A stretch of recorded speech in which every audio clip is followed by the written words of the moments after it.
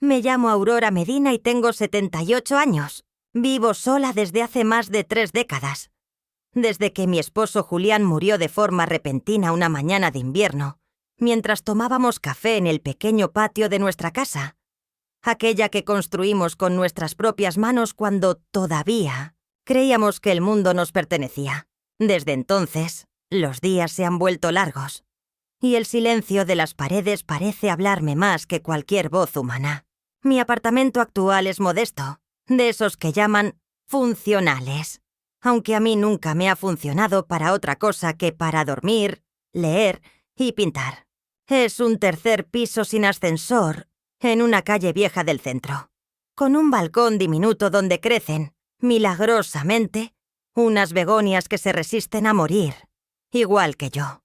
Durante años fui profesora de arte en una secundaria pública. Enseñaba a adolescentes inquietos, desordenados, distraídos, pero llenos de una energía que me sostenía más de lo que ellos sospechaban. Cada vez que uno de ellos se detenía ante un cuadro para hacer una pregunta sincera, yo sentía que mi vida tenía algún sentido. Nunca fui reconocida como gran artista. Eso nunca me importó. Pero cuando Julián vivía, él me miraba pintar con esa ternura tan suya, como si cada trazo mío valiera oro. Me decía que tenía manos de alquimista. Era un hombre sencillo, de pocas palabras, que había trabajado de obrero en una imprenta durante 20 años sin quejarse jamás. Cuando murió, creí que yo también me apagaba un poco cada día, aunque seguí respirando. Guardé los pinceles, los lienzos, y durante muchos años no volví a tocar nada que oliera a trementina. Me dediqué a criar a mis hijos, 3 en total. Diego, el mayor, siempre tan formal, tan centrado en su carrera como ingeniero. Camila, la del medio, sensible y un poco perdida en sus propias tormentas. Y Tomás, el menor, que siempre fue el más cercano a mí, hasta que la vida se lo llevó demasiado lejos. Podría decir que fui feliz, pero estaría mintiendo a medias. Mi vida ha sido útil, sacrificada, silenciosa. Nunca fui de fiestas, ni de viajes, ni de lujos. Las pocas veces que salí del país fue en excursiones escolares como acompañante, con las rodillas hinchadas y la mochila cargada de medicamentos por si alguna alumna sufría una crisis asmática. Mis hijos crecieron viéndome como una madre firme, trabajadora, una mujer que resolvía todo, desde la luz cortada hasta los uniformes escolares cosidos a mano. Pero nunca me vieron como mujer. Nunca me vieron como artista. Tal vez no se los permití. Tal vez fui yo la que se encerró en el papel de madre para no sentir el vértigo de la soledad. Al fin y al cabo, el amor por los hijos es una forma de esconder el duelo. Cuando Julián murió, la pintura se me volvió ofensiva. Me dolía el olor de los óleos. Me hería la luz sobre el lienzo. Así que me alejé. En los últimos años, la vejez me ha traído una extraña mezcla de libertad y abandono. Ya no tengo que responderle a nadie, pero tampoco tengo a quién responderle. Mis hijos viven sus vidas, ocupadas y ajenas. Me llaman cada tanto, casi siempre por obligación. Y si bien fingen entusiasmo, yo noto el apuro en sus voces. Me preguntan si necesito algo, pero sin esperar que diga que sí. Me visitan en fechas específicas, trayendo flores marchitas y conversaciones sin profundidad. A veces me miran con lástima, otras veces con impaciencia. «Mamá, ya no estás para andar sola al mercado», me dijo Diego hace unos meses, como si mi bastón y mi juicio hubieran caducado a la vez. Me ofrecieron buscarme una residencia con gente de mi edad, como si yo fuera una criatura extraña incapaz de cuidar de sí misma. Rechacé la idea con cortesía, pero con firmeza. No nací para morir entre horarios de enfermeras y televisores encendidos todo el día. Quiero que el último tramo de mi vida sea mío, aunque sea en este rincón estrecho del mundo, con mis plantas y mis libros. Hace 2 años, después de una noche particularmente larga de insomnio y recuerdos, abrí el armario del fondo y encontré una caja de madera que no tocaba desde hacía décadas. Allí estaban mis pinceles, secos pero intactos, y algunos tubos de óleo que milagrosamente aún servían. Fue como abrir una ventana en una habitación cerrada por años. El aire cambió. Me senté frente a la mesa, tomé un lienzo en blanco, el único que había quedado, y empecé a pintar. Sin pensar, sin buscar belleza, solo dejándome llevar por el impulso. Lo terminé en una madrugada, y al día siguiente, cuando lo colgué en la pared, algo dentro de mí despertó. Desde entonces, he vuelto a pintar en silencio, sin decir nada a nadie. Es mi pequeño secreto. Una rebelión íntima contra el olvido. Mis vecinos no saben que pinto. Mi familia no lo sospecha. Mis nietos me creen una anciana amable que les hornea pan dulce y les cose los botones. No les molesta que esté, pero tampoco les haría falta si dejara de estar. Hace poco, en una comida familiar, uno de ellos me preguntó por qué no vendía mis cuadros en una feria local. Me lo dijo con tono burlón, como si fuera una ocurrencia absurda. Me reí, claro. Yo, Aurora, la vieja que pinta en su balcón. ¿Quién podría interesarse por eso? Nadie, en apariencia. Y sin embargo hay cosas que mis hijos ignoran. Ignoran que uno de esos cuadros, uno de los que firmé con seudónimo hace décadas, fue adquirido en una subasta en Nueva York. No saben que ese nombre ficticio que utilicé en los años 60 ha empezado a generar susurros entre ciertos coleccionistas de arte contemporáneo.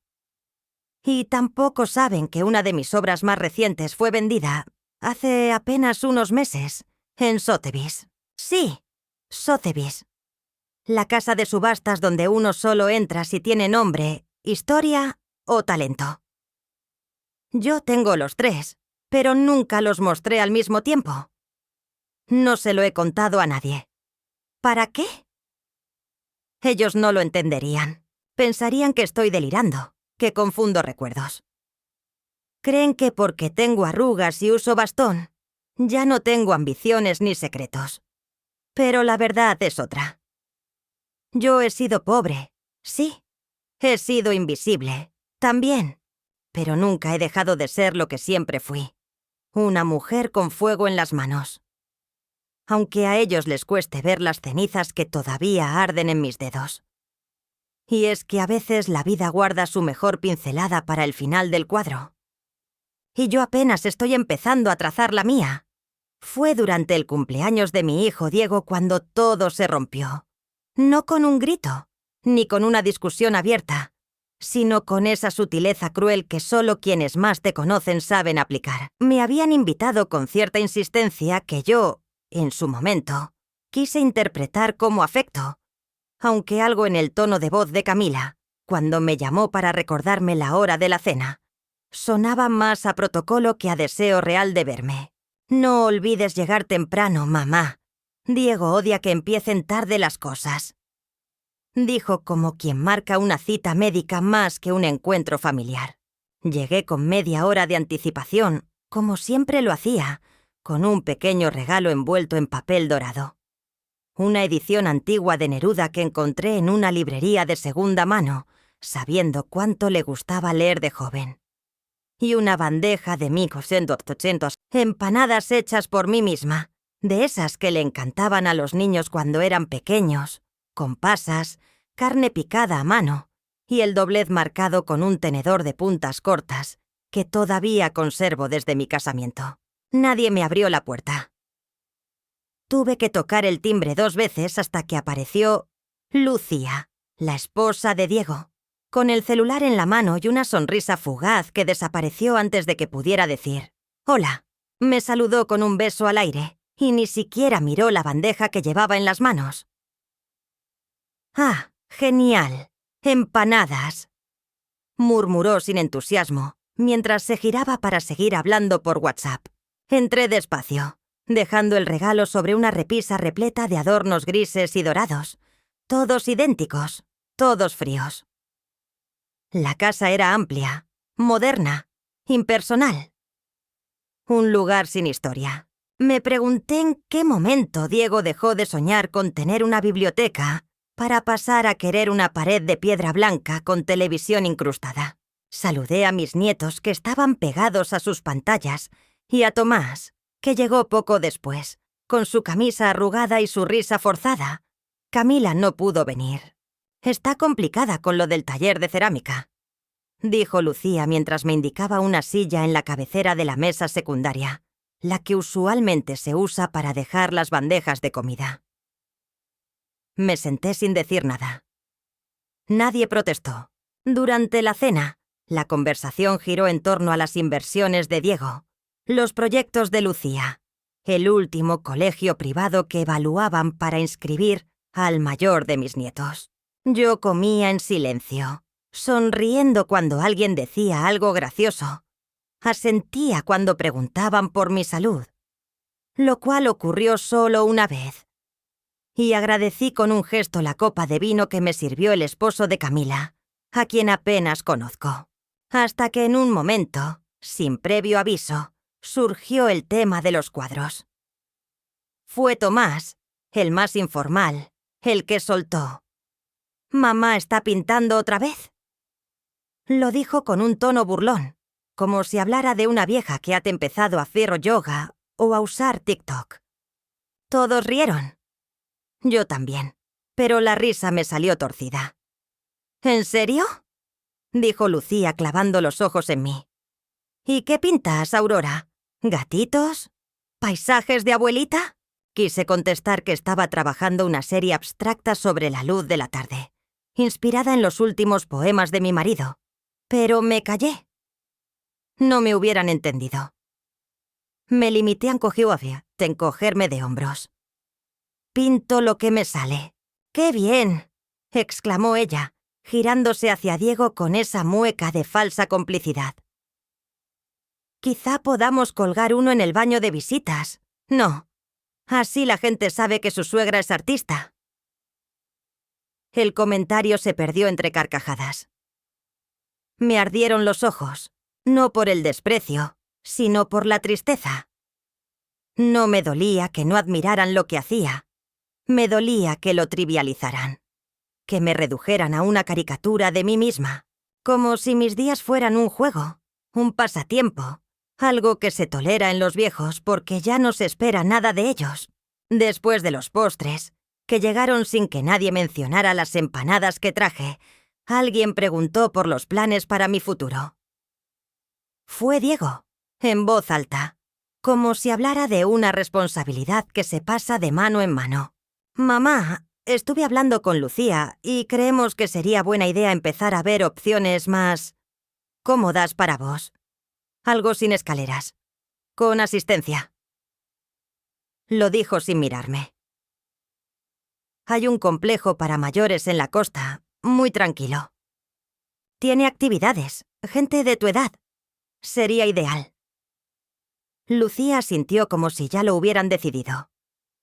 Yo permanecí en silencio, con la cuchara suspendida en el aire. La misma mano con la que durante décadas sostuve platos calientes, mochilas escolares, medicinas, pinceles olvidados. Sentí cómo el mundo se encogía en torno a mí. Me estaban desplazando con delicadeza, envolviendo su desprecio en palabras suaves, como si fuera un regalo. Tomás trató de intervenir, pero lo callaron con un gesto. «No es para ahora, obvio», dijo Diego. «Es para cuando ya no puedas estar sola. Pensa en eso, por favor». Pensé, sí. Pensé en cómo me había convertido en un estorbo para los mismos que me debían su infancia entera. Pensé en el día que dejé de ser madre para convertirme en problema logístico. Cuando la cena terminó, me ofrecieron llevarme en auto, pero dije que no. Prefería caminar. El aire de la noche estaba espeso, húmedo, pero aún así me sentí más libre al pisar la vereda que en toda la velada. Caminé despacio hasta mi departamento. Al llegar, encendí la luz del comedor y me detuve ante el cuadro que había terminado esa misma semana. Era una mezcla de formas en rojo, con trazos de azul y blanco que parecían bailar alrededor de un punto invisible. Lo miré largo rato. En ese momento entendí que no había nadie en mi entorno que pudiera ver eso.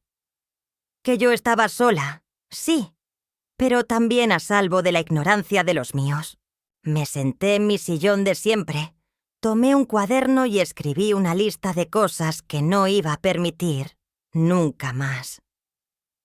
En primer lugar, que me volvieran a llamar vieja y pobre con una sonrisa en la cara.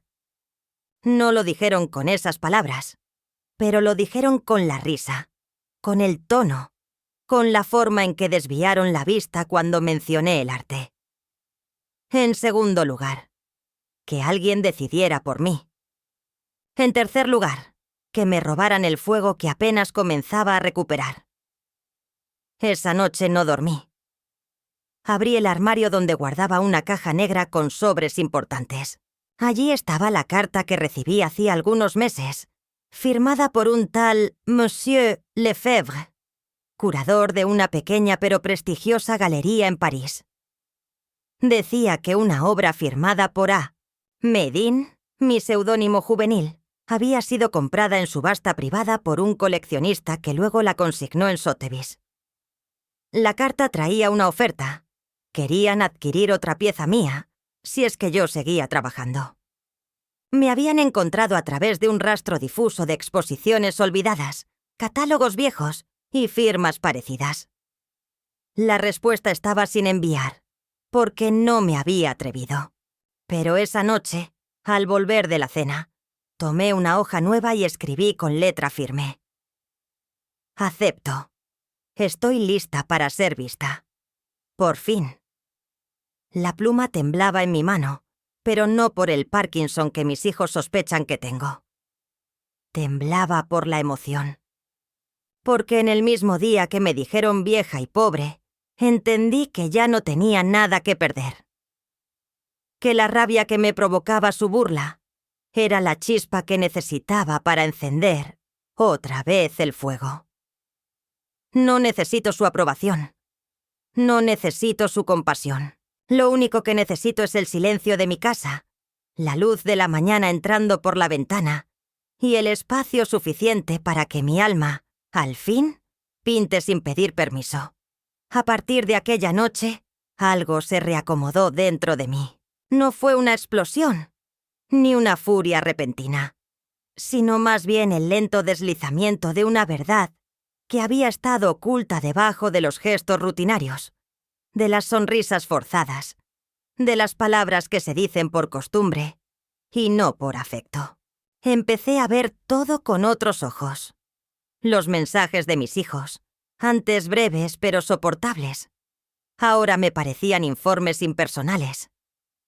Las visitas, escasas, cargadas de silencios incómodos y miradas hacia el reloj, se revelaban por lo que eran. Actos, de obligación más que de cariño. Descubrí que hacía años me venían desdibujando, sutilmente, día tras día. Ya no me llamaban por mi nombre, ni siquiera como mamá, sino como ella, como la abuela, como un personaje que habita la periferia del relato familiar. Me convertí en un decorado, en un marco de fotos viejo que nadie se atreve a tirar, pero que ya no cuelga en ninguna pared. La pintura fue mi refugio, y también mi espejo. Día tras día me sentaba frente al caballete y dejaba que mis manos guiaran algo más profundo que el pensamiento. No planificaba, no buscaba belleza, ni siquiera coherencia. Solo verdad. El olor del óleo volvía a impregnar mis dedos, y el sonido de la espátula sobre el lienzo me recordaba que estaba viva. Mientras afuera el mundo me ignoraba, adentro yo reconstruía pedazos de mí que ni siquiera sabía que estaban rotos. Pinté formas abstractas, rostros apenas delineados, paisajes deformados por la memoria, Algunos días lloraba sin darme cuenta, con la cara manchada de colores y el corazón latiendo con esa mezcla de dolor y alivio que solo se conoce después de haber sido herida muchas veces. No hablaba de esto con nadie. Era un proceso mío, íntimo, como una oración pronunciada sin labios. Durante una semana entera no respondí a las llamadas de mis hijos. Me escribían por mensaje, algunos más insistentes que otros, preguntando si estaba bien, si necesitaba algo, pero no era preocupación genuina. Era control. Querían saber si seguía siendo predecible, manejable, si aún encajaba en ese lugar que habían reservado para mí.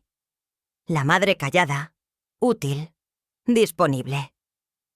Me limité a contestar con monosílabos. Aprendí a no dar explicaciones.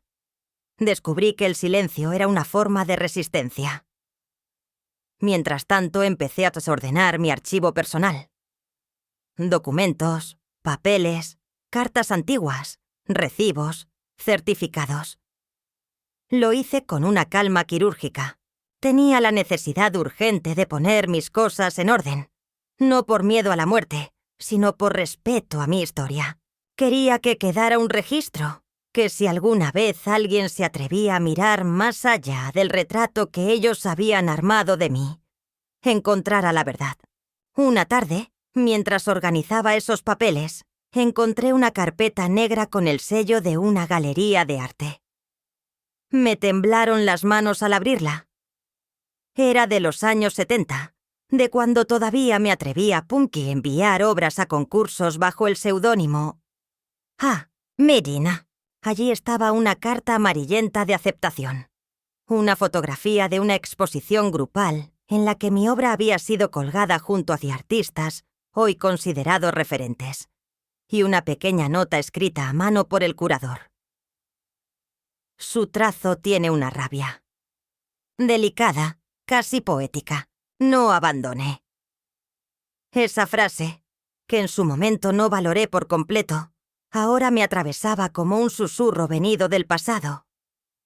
No había sido solo Julián quien creyó en mí. Había testigos, aunque yo los hubiera olvidado.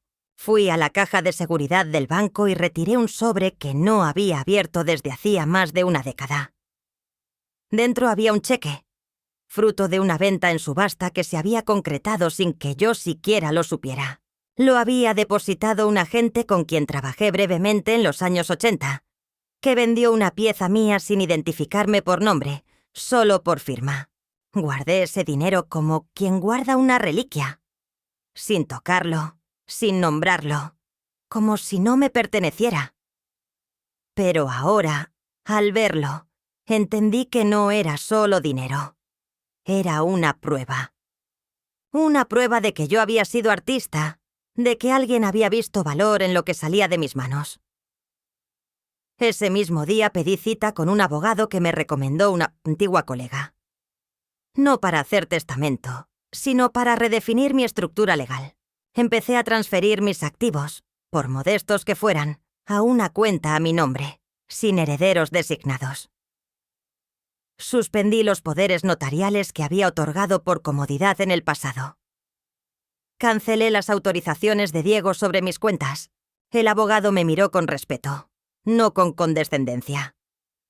Me dijo que hacía años no veía a una mujer de mi edad tomar decisiones con tanta claridad.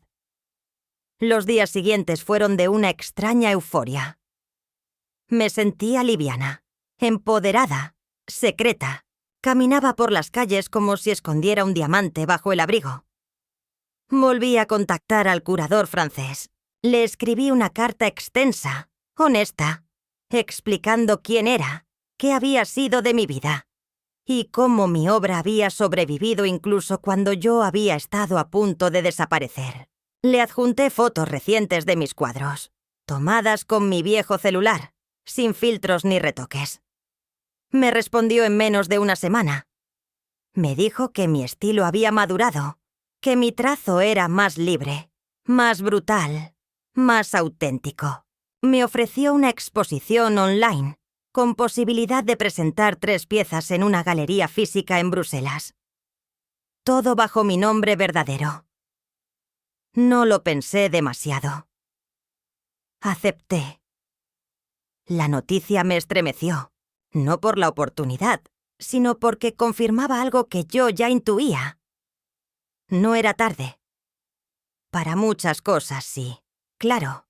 Para los viajes largos, para el amor romántico, para las maratones por la playa.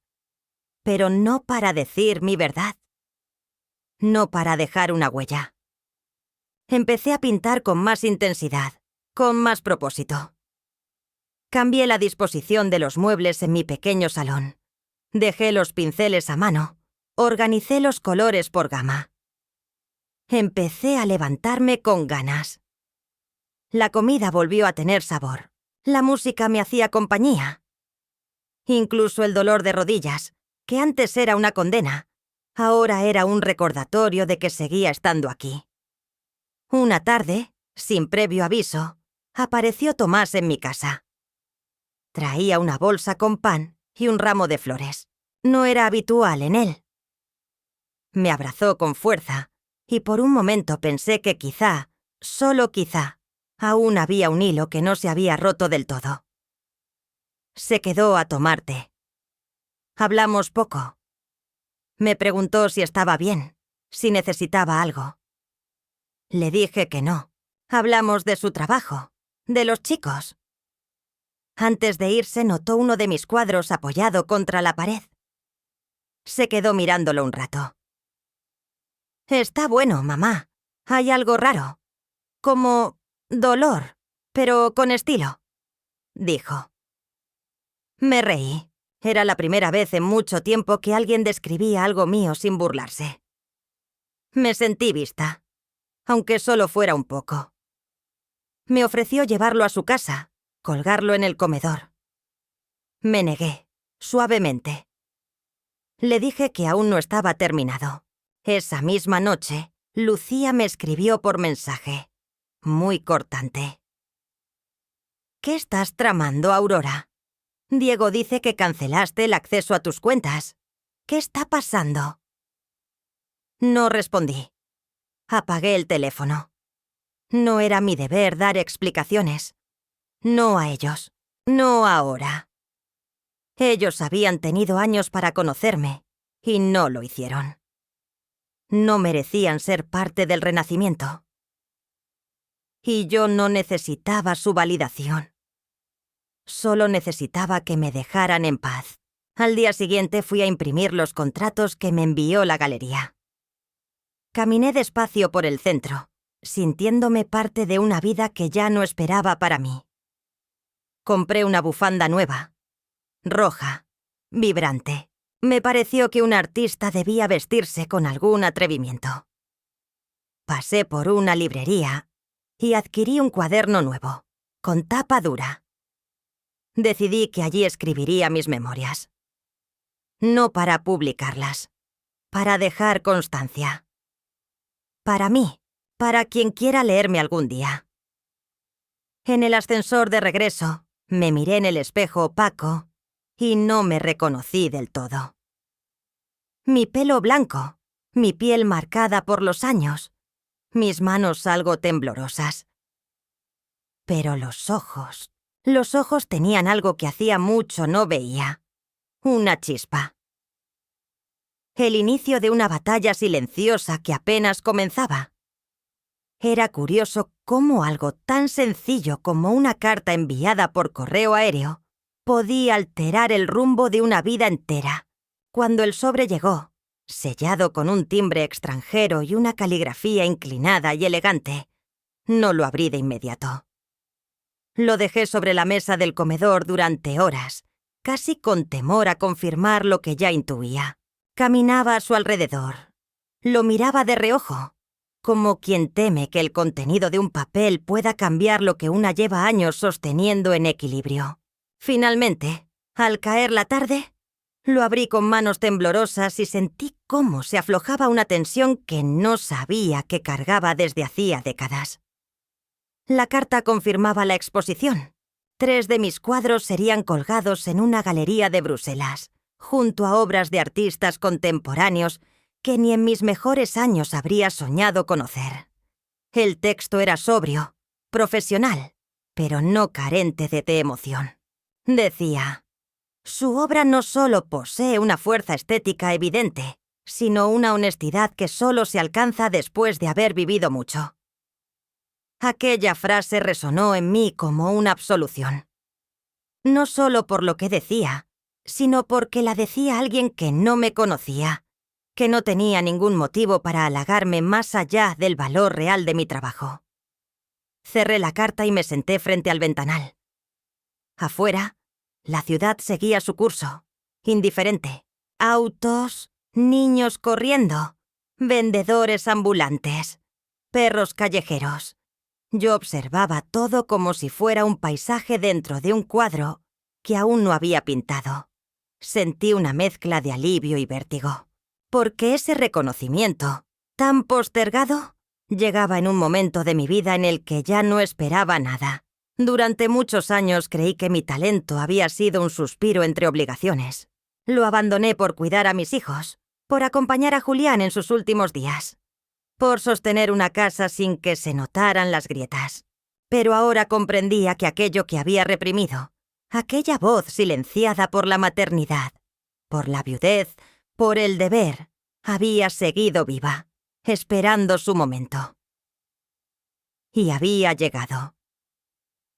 Esa noche dormí profundamente. Soñé con pinceles que bailaban sobre lienzos gigantescos, con colores que no existen en el mundo real, con luces que salían de mis manos y envolvían todo lo que tocaba. Al despertar, sentí una paz que no había sentido en años. Me preparé un desayuno distinto. Tostadas con mantequilla, café fuerte, mermelada casera. Puse música clásica en la radio y abrí las ventanas de par en par. Por primera vez en mucho tiempo, el sol entró sin obstáculos a mi casa. Decidí celebrarlo a mi manera. Me vestí con una blusa blanca bordada a mano, la misma que usé en mi último aniversario con Julián, y salí al mercado. Compré flores frescas, lirios, mis favoritas, y una botella de vino caro, de esos que una guarda para ocasiones especiales que nunca llegan. También pasé por una tienda de marcos y encargué que prepararan los cuadros seleccionados con molduras de madera clara, sobrias, elegantes. Quería que cada uno hablara por sí mismo, sin estridencias. Al volver, encontré una nota de Tomás debajo de la puerta. Me pedía vernos. Decía que necesitaba hablar conmigo. Sentí una punzada en el pecho, pero no de preocupación, sino de presentimiento. Algo se estaba moviendo en mi entorno, algo que yo había provocado sin saberlo. Lo llamé y acordamos vernos en un café cercano. Cuando llegó, su expresión era tensa. Se sentó sin saludarme con el entusiasmo habitual. Traía consigo un sobre manila. Lo colocó sobre la mesa con cuidado, como si llevara dentro una herida. «Mamá, no sé cómo decirte esto», empezó. «Lucía está preocupada. Dice que estás actuando raro, que estás cerrando cuentas, cambiando documentos. ¿Estás bien?» Lo miré a los ojos. No había en ellos juicio, pero sí una especie de temor confundido. Le respondí con calma.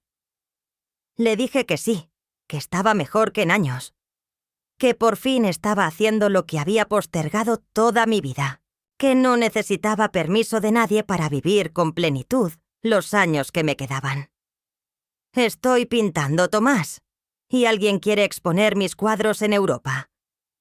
¿Sabes lo que significa eso para mí?» Su cara se transformó. Pasó de la sospecha a la incredulidad. «¿En serio? ¿Es real?» Asentí. Le mostré la carta, que llevaba doblada en mi bolso. La leyó en silencio. Cuando terminó, me miró con una mezcla de orgullo y desconcierto. «¿Y por qué no nos lo contaste antes?» Me encogí de hombros. «Porque nunca se interesaron. porque creyeron que yo era solo una viejita con pasatiempos. No lo dije con rencor, pero tampoco con indulgencia. Era una verdad desnuda. Tomás suspiró. Dijo que se alegraba, de verdad. Pero que eso no quitaba que Diego y Lucía estaban alarmados. Temen que te estés alejando, que estés tomando decisiones precipitadas. Me reí. Una carcajada serena. ¿Precipitadas? ¿Después de 78 años? Le expliqué que había designado a una abogada independiente, que había puesto mi voluntad por escrito, que todo lo que hacía era legal, legítimo y, sobre todo, necesario. Estoy protegiendo mi dignidad, dijo. ¿Y mi obra? Se quedó en silencio. Después me pidió ver los cuadros. Le prometí que lo invitaría a la próxima sesión. Se fue con otro semblante, más liviano, pero yo sabía que no sería el último intento de interferencia. Y no lo fue. Al día siguiente, Diego me llamó furioso. Dijo que estaba cometiendo una locura, que Lucía ya había hablado con una abogada amiga suya para revisar mis papeles. Le respondí con firmeza que mis asuntos eran míos y que no pensaba discutirlos con nadie que me tratara como una incapaz. Me colgó sin despedirse. Por primera vez en años, no lloré después de una pelea con uno de mis hijos. Me sentí extrañamente fuerte. Como si cada palabra que decía con firmeza me devolviera un ladrillo de la casa interior que me habían ido desmontando con los años. Esa misma semana, recibí una visita inesperada. Emilia, mi nieta mayor, hija de Camila. Una joven silenciosa, de ojos curiosos, que siempre pareció observar más de lo que hablaba. Venía con un cuaderno en la mano. Me abrazó largo, con ternura real. Me dijo que había visto uno de mis cuadros en una red social, compartido por una página de arte que lo había tomado de la galería. ¿Sos vos, abuela? Ah, ¿Medine sos vos? Asentí. Se le llenaron los ojos de lágrimas. Yo siempre supe que eras distinta. Siempre supe que tenías algo más. Nos sentamos a tomar té, y por primera vez en años hablé de mí como artista, no como madre ni abuela. Le mostré mis obras, mis bocetos, mis diarios. Emilia escuchaba como quien escucha un cuento que no quiere que termine. Al despedirse, me dijo: «Tenés que seguir. Prométeme que vas a seguir». Y lo hice. Con más fuerza que nunca. Preparé las obras. Firmé los contratos. Grabé un video de presentación donde hablaba de mi historia, de mis ausencias, de mis silencios, de la potencia de una voz que se guarda y luego estalla. Cuando lo envié, sentí que me despedía de una versión vieja de mí misma.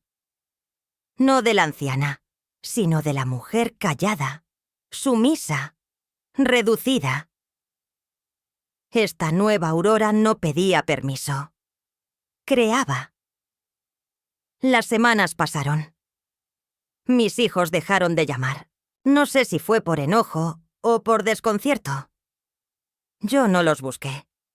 No por orgullo, sino por necesidad. Necesitaba ese espacio para reconstruirme, para llegar al punto en el que pudiera mirarme al espejo y no sentir lástima. Una tarde, mientras pintaba, recibí un correo. El catálogo digital de la exposición ya estaba publicado. Ahí estaba mi nombre. Aurora Medina. Ni seudónimo, ni disfraz. Mi nombre, mis colores, mi historia. Lloré, sí. Pero no de tristeza. Lloré por todo lo que esperé. Por todo lo que perdí en el camino. Por lo que fui, por lo que nunca fui, por lo que aún podía ser.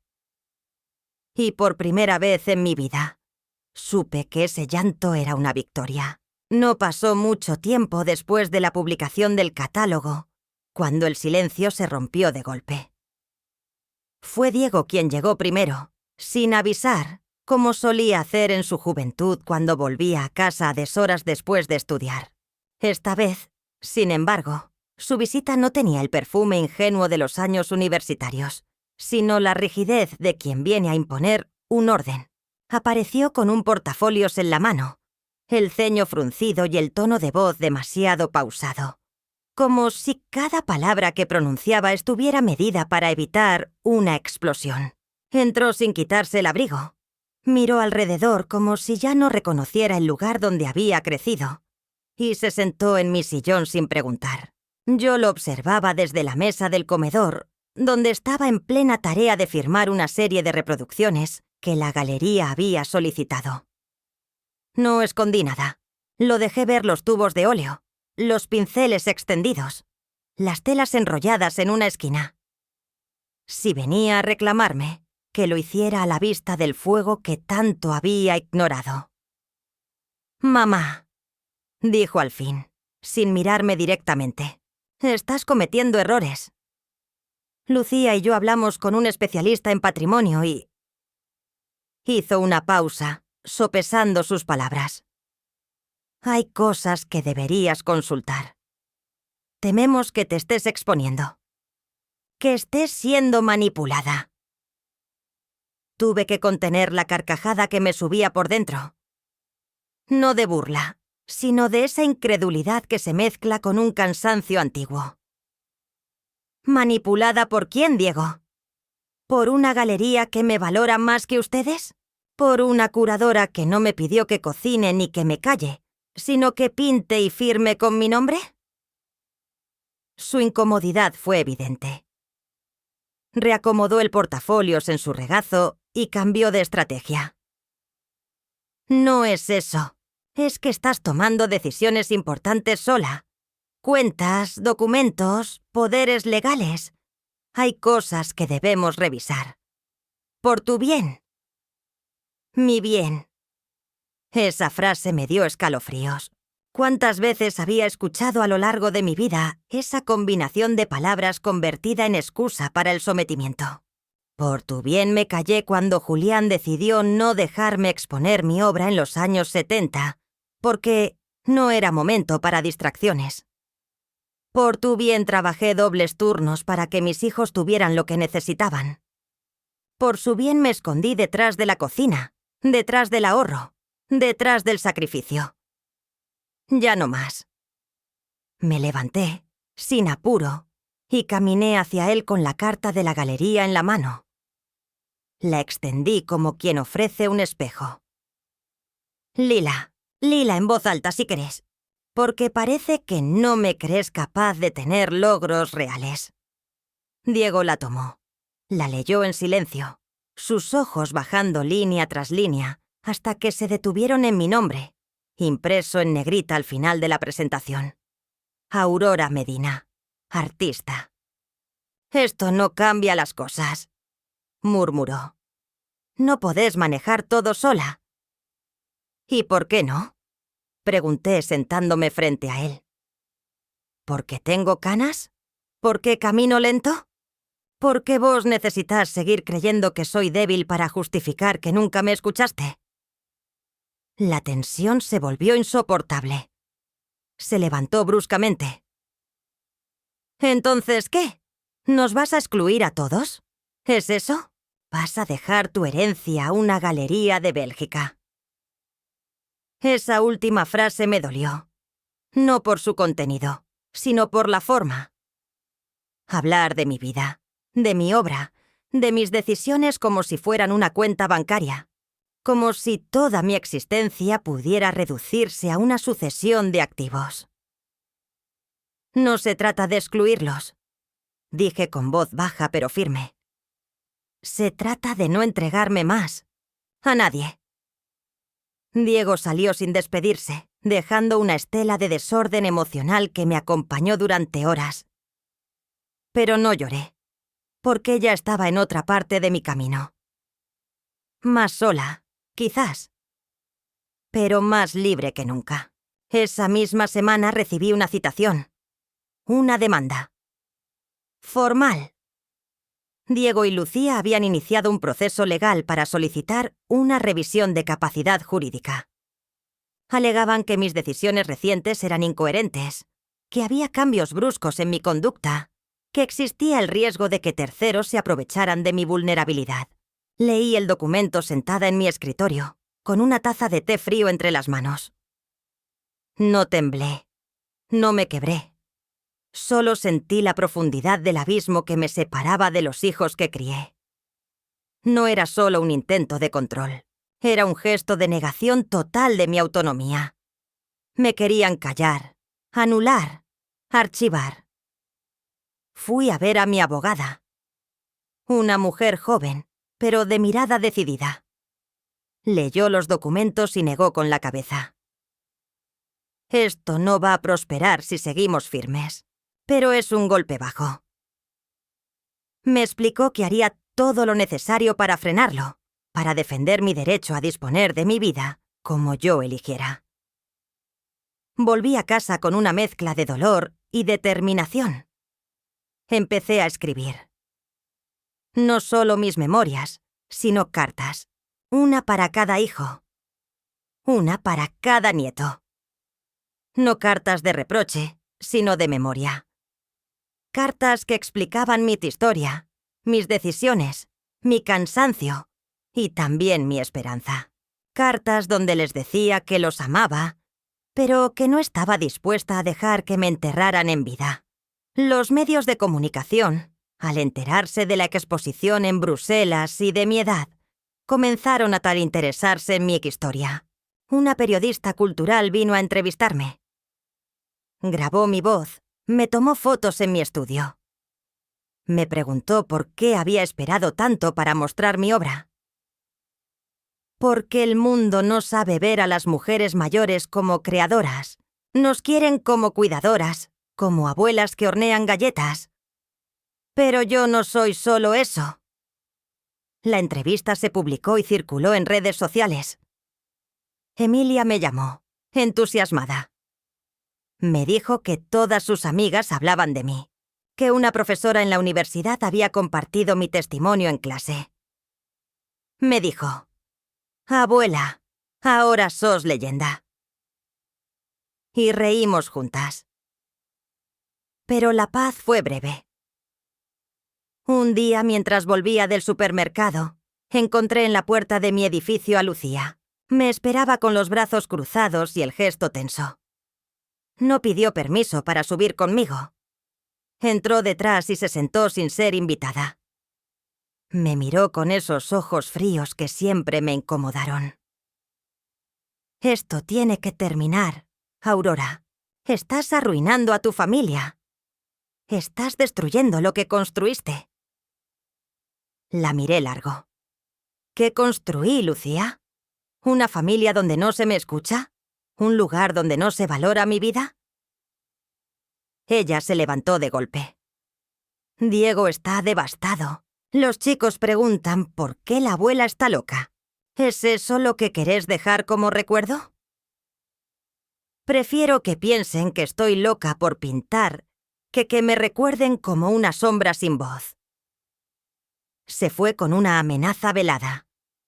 «Esto no se va a quedar así». Cerré la puerta con suavidad. El corazón me latía fuerte. Pero dentro de mí algo celebraba. Porque había dicho lo que por años me tragué. Al día siguiente recibí una llamada desde la galería. Había un comprador interesado en adquirir una de mis obras antes de la apertura, un coleccionista canadiense. Ofrecía una suma que jamás imaginé ver en mi cuenta bancaria. Cuando el dinero se transfirió, mi abogada me ayudó a protegerlo en un fideicomiso artístico. Parte de ese dinero sería destinado a becas para mujeres mayores de 60 años que quisieran retomar una vocación artística. El resto, decidí usarlo para reformar mi departamento. Pintura nueva, muebles renovados, un espacio donde pudiera vivir mi vejez como me diera la gana. No le conté nada a mis hijos. Ya no sentía que les debiera explicación. Sabía que se enterarían por terceros, por la prensa, por la galería. y sabía que los consumiría la rabia de no haber sido parte de esto. Pero eso era algo que ellos habían decidido mucho antes, cuando eligieron verme como una carga y no como una mujer con alma de fuego. El día que llegaron las reproducciones firmadas desde la imprenta, las extendí en mi mesa con cuidado. Eran bellísimas, fieles, vibrantes. Las miré con emoción y pensé en Julián. Me pregunté si, de haber vivido más tiempo, habría apoyado este renacer. Me respondí a mí misma que sí, que tal vez él también necesitó que yo floreciera, que mi silencio fue también su duelo. Pero ahora estaba sola, y esa soledad ya no era una condena. Era mi mayor libertad. La víspera de la inauguración de mi exposición en Bruselas, mi casa estaba llena de luz. Había limpiado cada rincón con una dedicación casi ceremonial, no por la llegada de visitas, sino por respeto a mí misma, por la necesidad de comenzar este nuevo ciclo sin polvo ajeno, sin telarañas que representaran los años de silencio y resignación. Encendí las lámparas de pie, abrí las cortinas hasta el final. Encendí incienso de lavanda y me senté frente al gran cuadro rojo. El primero de la serie que había causado interés en la galería, como si fuera un altar. Lo observé en silencio, dejando que mi respiración se acompasara con la fuerza de su trazo. En él estaba contenida mi historia, mi duelo, mi rabia, mi renacimiento. Y yo lo sabía. No me sorprendió el timbre a las 9 de la noche. Lo esperé con la calma de quien sabe que el momento llega cuando debe llegar. Al abrir la puerta me encontré frente a frente con Diego, Lucía y Tomás, los tres juntos, como una delegación, como una última ofensiva diplomática antes de la guerra abierta. Venían vestidos con formalidad, como si eso pudiera disfrazar el contenido real de su visita. Diego fue el primero en hablar. «Mamá, necesitamos hablar con vos. Es importante». Los dejé pasar sin decir palabra. Lucía miraba a su alrededor con desdén mal disimulado. Tomás evitaba mi mirada, como si aún guardara un resto de vergüenza por la alianza tácita con sus hermanos. Se sentaron en el comedor, donde ya había dispuesto 3 copas limpias y una botella de agua mineral. No por cortesía, sino por control. Quería que todo estuviera bajo mi mando. Me senté frente a ellos con la espalda recta, el rostro sereno, las manos cruzadas sobre la mesa. «Hablen», dije sin adornos. Diego tomó la iniciativa, como siempre. «Queremos que reconsideres todo esto. Lo de la exposición, lo del fideicomiso, lo de la abogada. Te estás alejando de la familia». Me limité a sonreír. No me alejé.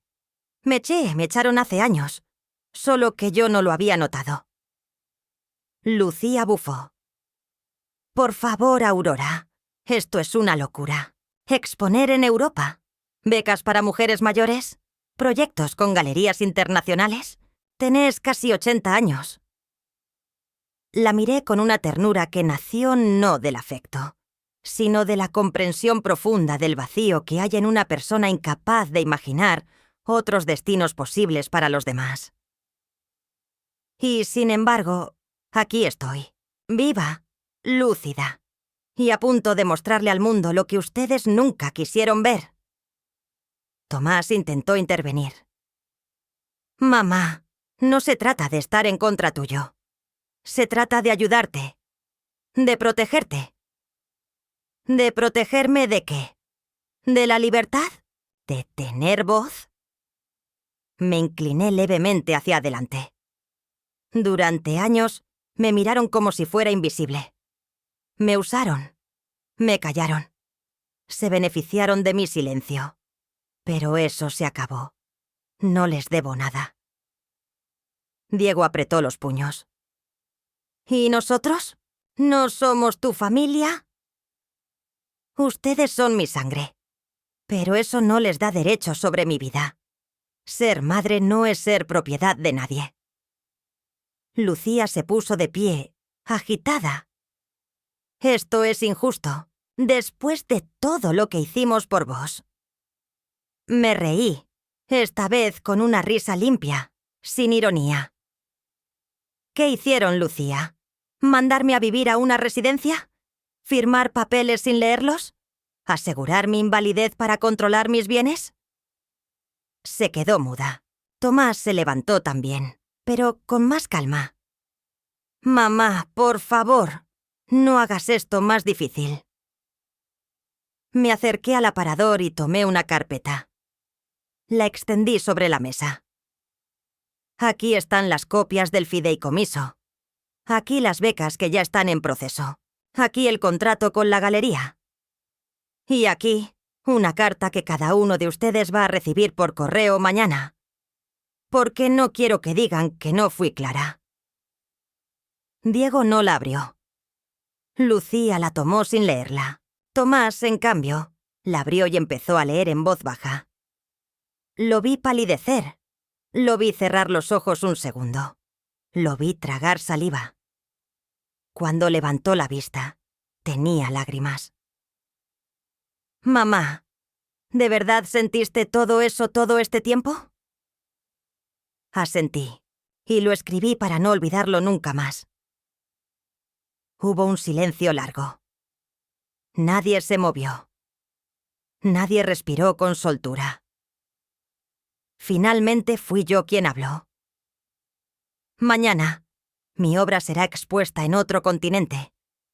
Y no porque ustedes me ayudaron, sino a pesar de todo lo que me negaron. Hoy no vengo a pedir disculpas ni comprensión.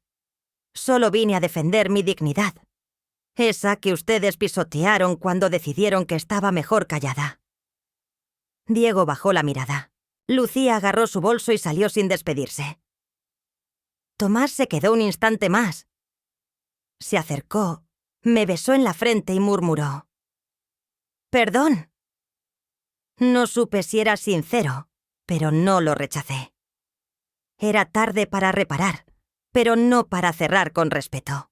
Cuando la puerta se cerró, me desplomé en la silla. No por debilidad, sino por la magnitud del momento. Acababa de romper, de una vez y para siempre, con un ciclo de sometimiento que había durado demasiado. Y en ese vacío que dejaron sus pasos, encontré algo parecido a la paz. Esa noche me senté frente al televisor. Conecté la transmisión en vivo de la galería y vi cómo un público extranjero observaba mi obra en silencio. Escuché los murmullos, los comentarios, los suspiros. Escuché mi nombre pronunciado con respeto, con admiración. Aurora Medina. Ya no la madre, ya no la señora, ya no la vieja invisible. La artista. Y en ese instante supe que nada de lo que viniera después podría quitarme lo que acababa de conquistar. El derecho a ser quien siempre fui. El día después de la exposición amaneció con una calma extraña. El cielo tenía ese tono opaco de las mañanas nubladas que invitan al recogimiento. No prendí la radio, no contesté llamadas. Me limité a preparar mi café con canela, como cada mañana, y me senté en el balcón con una manta sobre las piernas. Las begonias seguían abiertas a pesar del viento, y las primeras hojas del otoño empezaban a acumularse en la esquina de la acera. El mundo no había cambiado. Pero yo sí. Me sentía como si hubiera dado a luz a una parte de mí que estuvo gestándose durante décadas, en silencio, bajo la piel de la mujer que fui para todos menos para mí. No estaba eufórica ni exultante. Estaba en paz. Una paz que no tiene nada de pasiva, sino que nace del conocimiento profundo de haber hecho lo que debía, de haberle sido fiel a algo más hondo que el deber. Mi verdad. A media mañana, Emilia vino a verme. Llegó con un cuaderno nuevo en las manos, con la misma expresión que tenía de niña cuando venía a contarme un secreto. Se sentó a mi lado y no dijo nada al principio. Solo me miró y luego apoyó la cabeza en mi hombro. Estuve viendo los comentarios, abuela. En el sitio de la galería, en Instagram, en todos lados. Hay gente que escribe desde Japón, desde Italia, desde lugares que ni sabía que existían. Dicen que tus cuadros les hablaron, que sintieron algo muy fuerte. ¿Cómo hiciste eso? Le acaricié el cabello como hacía cuando era pequeña. No hice nada más que no callarme esta vez. Me miró con los ojos brillantes. ¿Me enseñarías? No a pintar como vos, a no callarme. Y en ese momento entendí que no todo estaba perdido. Que quizás, aunque los vínculos con mis hijos estuvieran fracturados, aunque el pasado no pudiera cambiarse, había una nueva posibilidad. Sembrar algo distinto en la generación que viene. No para redimir el dolor, sino para darle sentido. En los días que siguieron, algunas llamadas llegaron. Tomás me escribió una carta, larga, con errores ortográficos y sinceridad torpe. Decía que no sabía cómo reparar lo que había hecho, pero que quería aprender a verme con otros ojos, que si yo estaba dispuesta, él también. No respondí de inmediato. Necesitaba que mis palabras no salieran desde la herida, sino desde la elección. Diego no llamó. Lucía tampoco. No los esperaba. Hay vínculos que cuando se quiebran ya no deben repararse. No por orgullo, sino por salud. Y yo había aprendido, por fin, a cuidar la mía. Seguí pintando. No por encargo ni por prestigio. Pintaba porque era mi forma de pensar, de procesar, de seguir viva. Cada trazo era un testimonio, un fragmento de esa historia que tantas veces fue negada o ignorada. Pintaba para mí y a veces para Emilia, que se sentaba en silencio a mi lado, con su cuaderno abierto y sus propias batallas empezando a tomar forma. Un sábado por la tarde, mientras ordenaba unas telas, abrí un cajón que no tocaba hacía tiempo. Allí estaban cartas viejas, algunas de Julián, otras mías, y una libreta pequeña donde había anotado durante años ideas, colores, sensaciones. Al leer esas páginas, me sorprendió descubrir que mucho de lo que estaba haciendo ahora ya había vivido en mí desde siempre. Solo había esperado. Porque las mujeres de mi generación aprendimos a esperar el momento adecuado, a esperar la aprobación, a esperar que la vida nos diera permiso. Pero ya no. Yo no esperaba más. Vivía. La exposición terminó con éxito. Se vendieron 2 obras más. Me invitaron a participar en otra colectiva en primavera. Agradecí, acepté, pero sin ansiedad. No necesitaba demostrar nada. Ya lo había hecho. Ya me había demostrado a mí misma que mi voz existía, que mi mirada tenía valor, que mi historia no era un pie de página en la vida de nadie. Algunos domingos salgo a caminar al parque. Me cruzo con vecinas que antes me saludaban con lástima y ahora con admiración. No es que me importe, pero sí me resulta irónico. Durante años, nadie me vio. Y ahora, sin buscarlo, soy visible. A veces me piden consejo. A veces solo me sonríen. Yo sigo caminando. Sigo respirando este presente que se parece muy poco al que imaginé para mis últimos años, pero que es infinitamente más mío que cualquier sueño ajeno. No sé cuánto tiempo me queda. Nadie lo sabe, pero sé que, al final del camino, no me encontraré con la sombra de una mujer que se borró para hacer felices a los demás. Me encontraré conmigo, entera, con las manos manchadas de óleo, con el alma cansada pero erguida.